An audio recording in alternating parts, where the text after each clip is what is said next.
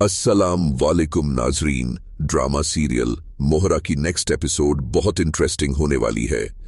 तो next episode में सिकंदर इस बात का पता लगाने की कोशिश करेगा कि इस सारे मैच के पीछे किसका हाथ है, और अब इसी के साथ सिकंदर को इस बात का भी पता चल जाएगा कि इस सारे मामले में किसी लड़की का हाथ है। इसी के साथ अब हमजा भी अलीजे को ऑफिस ज्वाइनिंग के लिए एक बार फिर से कहने वाला है, जहां अलीजे अपनी कड़ी शरायत रखने वाली है। तो अब अली किन शरायत के बेस पर ऑफिस ज्वाइन करेगी, तो यह सब बताएंगे हम आपको आज की इस वीडियो में। लेकिन इससे पहले अगर आपने हमारा चैनल अभी तक सब्सक्राइब नहीं किया है तो बहुत शुक्रिया के साथ पहले चैनल को सब्सक्राइब कर लीजिए। तो अब जैसा कि नाजरीन अलीजे ने सिकंदर के गिर्द ऐसा घेरा तंग कर दिया है जिसमें सिकंदर बुरी तरह जकड़ कर रह गया है। अलीजे सिकंदर के खिलाफ अपनी शातिराना चाले चलकर उसे औंधे मुंह गिराकर बाजी ले जाने में कामयाब होती जा रही है। अलीजे की हर बाजी सिकंदर को मात दे रही है। वो सिकंदर जिसे अपनी दौलत और खुद पर भी बड़ा नाज और घमंड है, उसे ऐसा लगता है कि कोई उसका कुछ बिगाड़ नहीं सकेगा। लेकिन जो नुकसान उसकी वजह से अलीजे की जिंदगी का हुआ है और जो कुछ सिकंदर ने अनुशय के साथ किया है, वो सब नाकाबिले मुआफी है। इसीलिए अलीजे सिकंदर को ऐसी सजा देना चाहती है जहां वो पानी की एक बूंद को तरसेगा और उसे पानी पिलाने वाला भी कोई ना होगा। लिहाजा अब जिस तरह से अलीजे ने फरीद हमदानी की रैपो को सारी मार्केट में बदनाम करवा दिया है, स्काई लेदर का टेंडर ना मिलना, फिर हमदानी बिल्डर्स की इंफॉर्मेशंस को लीक करने के साथ ही हफीज की प्रेस कॉन्फ्रेंस ने रही सही साख भी मिट्टी में मिलाकर रख दी है। और अब फरीद ने सिकंदर को तो बचा लिया है, लेकिन इसी के साथ अब सिकंदर भी बैठने वालों में से नहीं है। वो भी अब इस बात की खोज में लगा रहेगा कि आखिर हफीज ने किसके कहने पर प्रेस कॉन्फ्रेंस की है। इसी सिलसिले में अब सिकंदर ने हफीज को एक कैफेट एरिया से उठवा लिया है और उसे अपने बंदों के हाथ यरगमाल भी बनाकर रखा हुआ है। बहरहाल नाजरीन, अब सिकंदर हफीज के पास जाएगा और उसकी खूब ठीक ठाक क्लास लेगा और उसे यही कहेगा कि नमक करने से पहले सोचना था कि मैं तुम्हारा क्या हशर करूंगा। यहां हफीज कहेगा कि मुझे मजबूर कर दिया गया था, इतना मजबूर कि मैं बेबस हो गया था। अब यहां पर सिकंदर हफीज की अच्छी खासी धुलाई भी करेगा और फिर उसको एक थप्पड़ मारने के बाद कहेगा कि मेरा सिर्फ और सिर्फ तुमसे एक ही सवाल है कि इस सब के पीछे कौन है। अगर तुम मुझे यह सच्चाई बता दोगे तो मैं तुम्हारे साथ कुछ भी नहीं करूंगा। अब हसीब भी कहेगा कि इस सब के पीछे एक लड़की है। बातों ही बातों में उन्होंने मेरे सामने एक लड़की का जिक्र किया था कि वो सारी इंफॉर्मेशंस उन्हें दे रही है, और उसका नाम क्या है, वो क्या करती है, किस कंपनी से है, इस बारे में ना तो मुझे पता है और ना ही सर जानते हैं। मुझे तो सर ने सिर्फ इतना कहा था कि अगर मैं कॉन्फ्रेंस कर दूं तो वो मेरी नौकरी मुझे वापस कर देंगे। मुझे नहीं पता था कि यह सारी की सारी चाल भी उसी लड़की की थी। हफीज की यह बात सुनते ही सिकंदर की इस छठी ही बेदार हो जाएगी और अब सिकंदर समझ जाएगा कि इस सारी गेम के पीछे किस लड़की का हाथ है। लिहाजा अब सिकंदर हफीज को जान से तो नहीं मारेगा, क्योंकि उसे इतनी तो अक्ल है कि अभी मामला गर्म है। अगर हफीज को मारेगा तो वह खुद फंसेगा। अभी उसे ऐसा कोई इंतहाई कदम नहीं उठाना चाहिए। इसीलिए अब सिकंदर हफीज की जान बख्शी करने के बाद जैसे ही घर वापस आएगा तो उसका सामना अब अलीजे से होने वाला है, और अलीजे उससे यही कहेगी कि बहुत बुरा हुआ तुम्हारे साथ। मुझे तो मालूम ही नहीं था कि तुम इतना गिर सकते हो। अपने ही बिजनेस में 2 नंबरियां और रिश्वतखोरी, उफ तोबा, कितनी बुरी बात है ना। अंकल को कितनी शर्मिंदगी की उठानी पड़ी और सारी दुनिया में बदनामी अलग तमाशा बना दिया है तुमने सिकंदर। और सिकंदर अलीजे से यही कहेगा, तमाशा किसका किस तरह से बनता है ये तो वक्त बताएगा सिकंदर। ये कहकर वहां से चला जाएगा। वहीं दूसरी तरफ हमजा और फरीद हमदानी अपनी कंपनी की जगह हसाई के बाद सर पकड़कर बैठे हैं, क्योंकि सारे शेयर होल्डर्स भी उनसे अब बैक ऑफ होना चाहते हैं, क्योंकि उनकी कंपनीज को भी इस तरह से काफी ज्यादा शर्मिंदगी का सामना है। और अगर हमदानी बिल्डर्स उन्हें मुनाफा नहीं दे सकी तो उनका पैसा तो डूब जाएगा। इसीलिए अब सारी टीम फरीद, हमदानी और हमजा से यही कहेगी कि अब हम और ज्यादा आपके साथ काम नहीं कर सकते। अगर आप यह चाहते हैं कि हम आपके साथ काम करें तो फिर इसके लिए आपको सिकंदर को फायर करना होगा, या फिर सेकंड ऑप्शन यह है कि आप ये सीट छोड़ दें, हम में से कोई भी इस सीट को संभाल लेगा, या फिर आप ऐसा कीजिए कि किसी बड़े इन्वेस्टर को मिलाकर अपनी कंपनी की रेपो को बहाल करें ताकि मार्केट में साफ बरकरार रहे।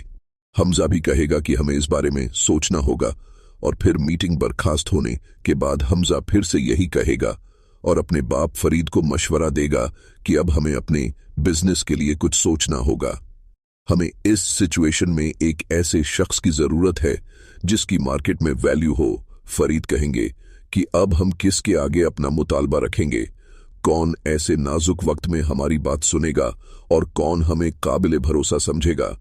फरीद तो यहां पर सिकंदर की गलतियों का भी अब तस्करा हमजा के सामने नहीं कर सकेंगे, क्योंकि वो खुद सिकंदर की हर चाल के साथ मिले हुए थे। वो सब जानते थे कि किस तरह से कुछ लोग और कुछ दो की बुनियाद पर सिकंदर ने उन्हें स्काई लेदर से टेंडर दिलवाए थे। लिहाजा अब हमजा फरीद से कहेगा, सिर्फ एक ही शख्स है जो हमारी इस वक्त में मदद करने के साथ हमारी कंपनी को मार्केट में वैल्यूएबल बना सकता है, और वो है शाहनवाज अंकल, क्योंकि शाहनवाज अंकल से बेहतर कौन हो सकता है। अब यहां फरीद भी उनकी शर्त हमजा के सामने रखेंगे कि अगर शाहनवाज की हेल्प लेते हैं तो उसकी शर्त भी मानना पड़ेगी, और उसकी शर्त तो यही है कि वो अलीजे को तुम्हारे साथ ज्वाइनिंग करवाएगा। लेकिन इस बात के लिए सिकंदर राजी नहीं है। वो साफ लफ्जों में कह चुका है हमजा कि जहां अलीजे होगी मैं वहां काम नहीं करूंगा। यहां हमजा फरीद से यही कहेगा कि आप सिकंदर को समझाएं, क्योंकि उसकी गलतियों और कोताहियों की वजह से ही हम आज यहां इस परेशानी में हैं। और अगर शाहनवाज अंकल ने हमारा साथ ऐसे वक्त में देकर हमें इस क्राइसिस से ना निकाला तो आप जानते हैं कि कंपनी बहुत कसारे में चली जाएगी। रही अलीजे तो मैं उससे बात करूंगा, उसे कोई एतराज नहीं होगा। फरीद तो चुप करके हमजा की बातों से इत्तेफाक करके बैठ जाएंगे और सोचेंगे कि जिस लड़की को मैंने पूरे स्टाफ के सामने बेइज्जत करके निकाला था, अब उसे शाहनवाज के साथ कितनी इज्जत देकर वापस लाना पड़ेगा। इस बात को सोचकर फरीद दिली तौर पर बहुत ही ज्यादा शर्मिंदगी महसूस करेंगे। वहीं दूसरी तरफ हमजा भी जैसे ही घर जाने के बाद अलीजे से इस बारे में बात करेगा, और अलीजे जो कि पहले ही सारी गेम इसीलिए रचा कर बैठी थी कि हमजा उससे बात करे और वो अपनी कड़ी शराइत के साथ हमजा को इस ऑफर के लिए हां कर दे। अब यहां अलीजे से हमजा कहेगा कि मैंने और डैड ने यह फैसला किया है कि हम शाहनवाज अंकल के साथ मिलकर अपनी कंपनी की रेपो को मार्केट में दोबारा से बहाल करेंगे, और जैसा कि उनकी इन्वेस्टमेंट करने की शर्त भी तुम जानती हो कि वो तुमसे कितना इंस्पायर हैं, तो अलीजे मैं चाहता हूं कि तुम कंपनी को दोबारा से ज्वाइन कर लो ताकि हम मिलकर इसे आगे तक ले जा सकें। अब अलीजे हमजा से कहेगी कि ठीक है, मगर मैं अपना बिजनेस ही करना चाहती थी। शाहनवाज अंकल मुझे आपके साथ ज्वाइन करवाना चाहते हैं। हालांकि आप जानते हैं कि किस तरह से अंकल ने और सिकंदर ने मुझे पूरे ऑफिस के सामने ना सिर्फ बेइज्जत करके बल्कि मेरी बहुत तजलील करने के साथ वहां से निकाला था।